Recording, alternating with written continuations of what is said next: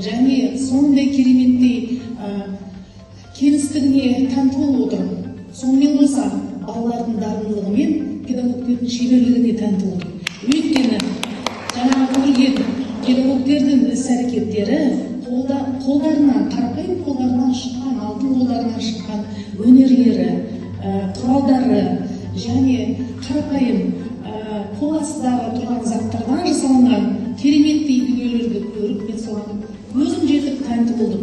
Барлық мектепке дейінгі ұйымдармен жалпы орта мектеп болсын, оқушылар мен балабақша балаларына ұлттық құндылықты бойына сіңіріп, ұлттық құндылықты дамыту деген негізге алған, міне сол негізді жүйелі жұмыс жасап жатқан